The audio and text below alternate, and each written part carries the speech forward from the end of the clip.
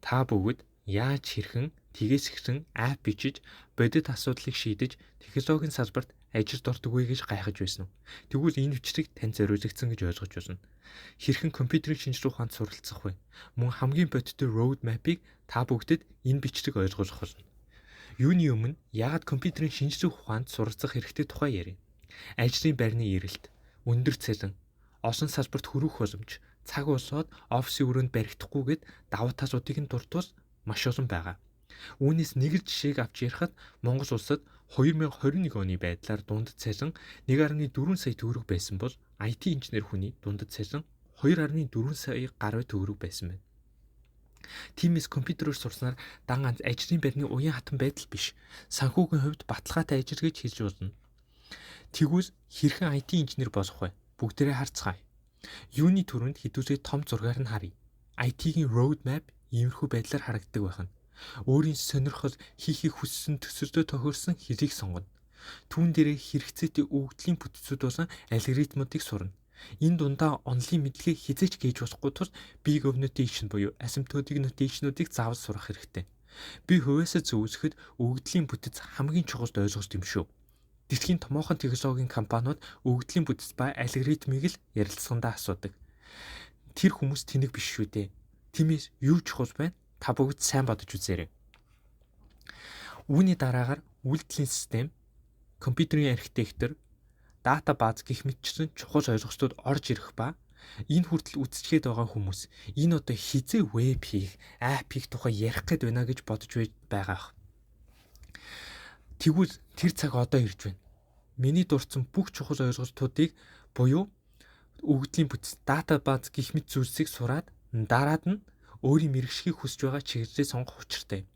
Яг л эмч эхний 2 жилд ерөнхий эрдмийн үзээд 3 дахь жилээсээ мэрэгшдэг шиг компьютерийн шинжлэх ухаанч мөн адил суурэ үз дараа нь мэрэгшгийг зарчмаар явна. Компьютерийн мэрэгжил тус бүрд тусдаа бичлэг байгаа тул энэ сэдвийг ингээд орхиё. Одоо би та бүгдэд тгээс ихсэн хэрхэн IT инженер болох вэ гэх жишээг харуулъя. Намайг Болд гэдэг би IT сурах хүсэлтэйж хаанаас эхлэхгүй байгаа хүүхэд. Болдоо эхлээд математик сур, шинжлэх ухаанаа сайн үз. Тэгээд тэрний дараа IT сур. Ойлголоо, тэгвэл би сургуулийнхаа хичээл шандах хэрэгтэй юм байна да. Би математикаа сайн хийчихлээ. Одоо би яах вэ? Ямар ч ич хүргөөс сурталчилгаа. IT сурахыг хүссэн хэн бүгд манай YouTube сувгийг дагаарай. Мөн үнэгүй програмчлалын суурь хичээлүүд болоод дэлхийн томоохон компаниудын ярилцлаганд ирдэг бодлогод байгаа шүү. Мөн түнчлэн сургалт авахыг хүссэн хүмүүс манай Facebook хуудасаар холбогдоорой. Баярлалаа. Би математикаа сайн хийчихлээ. Одоо би яах вэ? Програмчлалын хэлийг сонгох хэрэгтэй. Ихэнх хүмүүс C хэлнээс эхэлдэг. Учир нь C хэл нь бүхий л хэлний суурь тул C хэлийг сайн сурчсан байхад бусад хэлийг сурах ойлгох нь асуудалгүй юм. Үүний дараа заавал өгөгдлийн бүтцийн сайн мэдлэгтэй хүнээс хичээл авах хэрэгтэй. Учир нь өгөгдлийн бүтц ойлгоход төвхтэй концептууд нь үнэхээр хүнд байдаг тул хүүхдүүд шантрах тохиолдол их байдаг.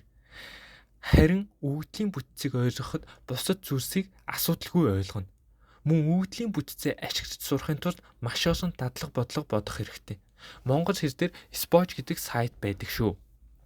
Spoj бодлогуудыг бодсон бичлэг манай суваг дээр байгаа. Тийм учраас та бүгд Spoj бичлэгийн бодлогыг сонирхож байвал манай сувгийн програмчлалын суурь плейлист рүү ороод үзээрэй.